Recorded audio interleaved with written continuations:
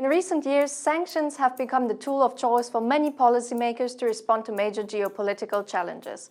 They are the so-called carrot and stick approach, usually a combination of incentives and punishments to induce good behavior.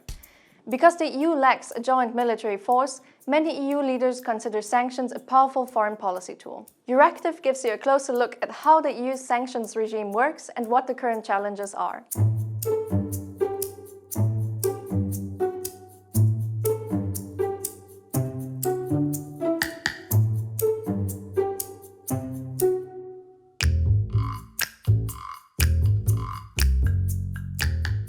In general, decision-makers have three primary tools: sanctions, targeted incentives, and war, to encourage compliance with international norms.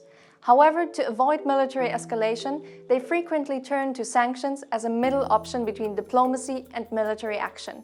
Sanctions are not a standalone policy. Instead, they are a tool to either impose a higher cost for committing an action or an attempt to prevent an unwanted action from taking place.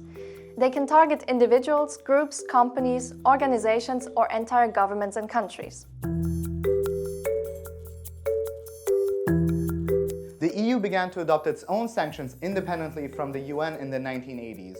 Earlier sanctions were broader, as was the case when the European Economic Community embargoed Argentine imports during the 1982 Falklands War. However, because of international concern about the humanitarian consequences for the population of blanket embargoes, the EU shifted to a more targeted approach. Today, sanctions typically target military or political elites, most commonly in the form of visa bans, asset freezes, and arms embargoes. When economic sanctions are applied, they usually target specific sectors or activities rather than an entire economy or population. The EU can impose sanctions, or restrictive measures as they say in Brussels, either out of its own initiative or to implement UN Security Council resolutions. EU sanctions programs are currently in place against 30 countries. Between 1980 and 2014, 36% of all sanctions worldwide were imposed by the Europeans, with only the United States using the tool more frequently. In short, it's a long and complicated process. It begins with a proposal by the EU's top diplomat presented to the member states, who examine the measures and adopt them by unanimity. Based on that decision, interestingly, is the European Commission's Financial Stability and Services Department, or DG FISMA for short, that prepares the regulation which will transfer the measures into EU law.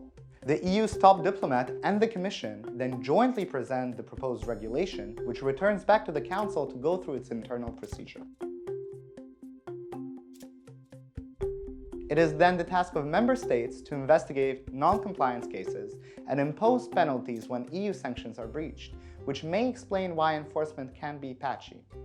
Meanwhile, DG FISMA monitors the implementation and enforcement of sanctions in member states and supports countries by answering questions of interpretation.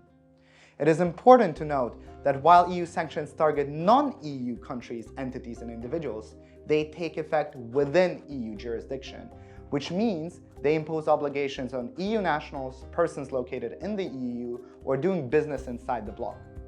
The EU does not recognize extraterritorial sanctions, that is, sanctions adopted by other countries that apply outside of their territory. The US, on the other hand, is a prominent user of extraterritorial sanctions. Companies or individuals can be convicted of breaching US sanctions and punished through their links to the American jurisdiction, like dollar transactions. To protect European businesses, the EU implemented the blocking statute to mitigate the effects of sanctions of its transatlantic partner. Deciding on a joint sanction approach among 27 member states is not an easy task, especially when they need to be agreed by unanimity. Europe's diplomacy gears up for a crucial September summit, meant to define the EU's response to Turkey's disruptive activities in the Eastern Mediterranean, the situation in Belarus, and the poisoning of Kremlin critic Alexei Navalny. For weeks, the country has been gripped by mass protests, triggered by a rigged election in favor of longtime strongman Lukashenko. In August, EU foreign ministers agreed on a framework of sanctions against physical and legal entities. Though Brussels already has sanctions against Belarus in place, the new batch, agreed and ready to be adopted, is meant to mainly target those accused of being responsible for the rigged election and the violent crackdown on peaceful protests. The EU-Turkey relations are facing a make or break moment. The EU is preparing measures against Ankara, hoping to appease tensions in the conflict with Greece and Cyprus in the eastern Mediterranean. With Greece and Turkey having overlapping claims in the region, the situation has been escalating with military maneuvers and talk of cause of war by Ankara. In August, EU foreign ministers saw no other option than to draw up a list of economic sanctions. Who or what might be sanctioned in Turkey is still unclear. Diplomats hinted that measures will not only target individuals, but also companies involved in the gas exploration projects. For the moment, the EU remains cautious, having called for dialogue and de-escalation. Germany, meanwhile, which now holds the EU's presidency, has attempted to mediate between the three countries.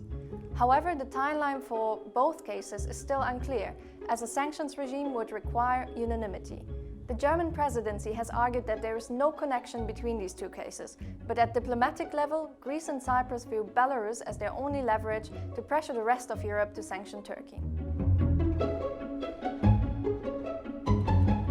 EU leaders expressed their condemnation for the poisoning of Russian opposition leader Navalny, and calls are growing to punish Moscow for the use of the Soviet-era nerve agent Novichok.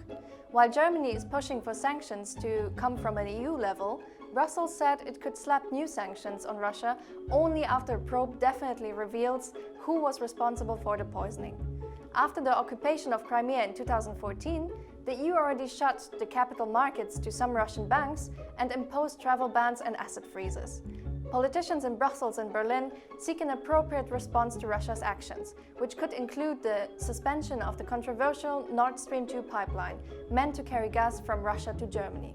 So far, no formal mechanism exists for the EU to impose sanctions on human rights abusers worldwide, like the United States have. The so-called Magnitsky Act is named after the Russian lawyer Sergei Magnitsky, who died in a Moscow prison. It allows to impose sanctions like travel bans and asset freezes more quickly on specific individuals anywhere in the world. In 2018, EU foreign ministers cleared the way to speed up the work on the European Magnitsky Act.